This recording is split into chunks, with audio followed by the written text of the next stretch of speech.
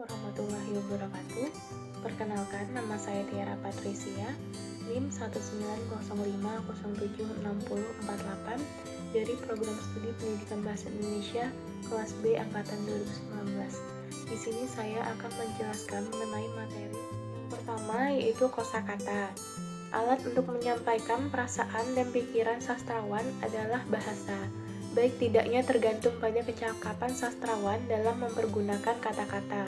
Kehalusan perasaan sastrawan dalam mempergunakan kata-kata sangat diperlukan. Perbedaan arti dan rasa sekecil-kecilnya pun harus dikuasai pemakaiannya. Sebab itu pengetahuan tentang leksikografi sastrawan adalah syarat mutlak. Yang kedua, ada pemilihan kata dalam sajak yang disebut dengan diksi.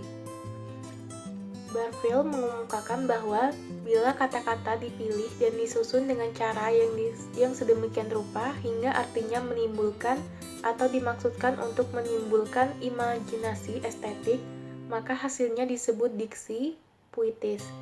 Jadi diksi itu untuk mendapatkan kepuitisan atau mendapatkan nilai estetik. Untuk ketepatan pemilihan kata, seringkali penyair menggunakan kata yang dipergunakan berkali-kali yang dirasa belum tepat. Bahkan meskipun sajaknya telah dimuat dalam majalah, sering masih juga diubah kata-katanya untuk ketepatan dan kepadatannya. Yang ketiga, denotasi dan konotasi.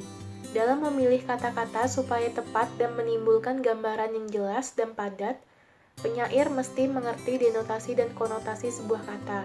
Sebuah kata itu mempunyai aspek arti, yaitu denotasi, ialah artinya menunjuk, dan konotasi yaitu artinya tambahan. Lalu yang keempat ada bahasa kiasan. Bahasa kiasan ini mengiaskan atau mempersamakan sesuatu hal dengan hal yang lain supaya gambaran menjadi jelas, lebih menarik, dan hidup. Jenis-jenis bahasa kiasan yaitu ada perbandingan, metafora, pengumpamaan atau epos, alegori, personifikasi, metonimia, dan terakhir sinekdoke. Selanjutnya citraan atau gambaran-gambaran angan. Dalam puisi, untuk memberi gambaran yang jelas, suasana yang khusus, membuat lebih hidup gambaran dalam pikiran dan penginderaan dan juga untuk menarik perhatian, seorang penyair juga menggunakan gambaran-gambaran angan atau pikiran di samping alat kepuisian yang lain. Gambaran-gambaran angan dalam sajak itu disebut dengan citraan. Citraan ini ialah gambar-gambar dalam pikiran dan bahasa yang menggambarkannya, sedangkan setiap gambar pikiran disebut citra atau imaji. Selanjutnya, gaya bahasa dan sarana retorika. Cara penyampaian pikiran atau perasaan ataupun maksud-maksud lain menimbulkan gaya bahasa. Gaya bahasa ialah susunan perkataan yang terjadi karena perasaan yang timbul atau hidup dalam hati penulis yang menimbulkan suatu perasaan tertentu dalam hati pembaca. Gaya bahasa itu menghidupkan kalimat dan memberi gerak pada kalimat. Gaya bahasa itu untuk menimbulkan reaksi tertentu dan untuk menimbulkan tanggapan pikiran kepada pembaca. Sarana retorika merupakan sarana kepuitisan yang berupa muslihat pikiran.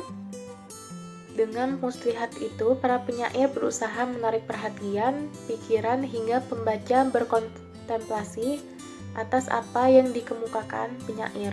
Pada umumnya, sarana retorika ini menimbulkan ketegangan puitis karena pembaca harus memikirkan efek apa yang akan ditimbulkan dan dimaksudkan oleh penyair. Lalu yang terakhir, faktor ketatabahasaan.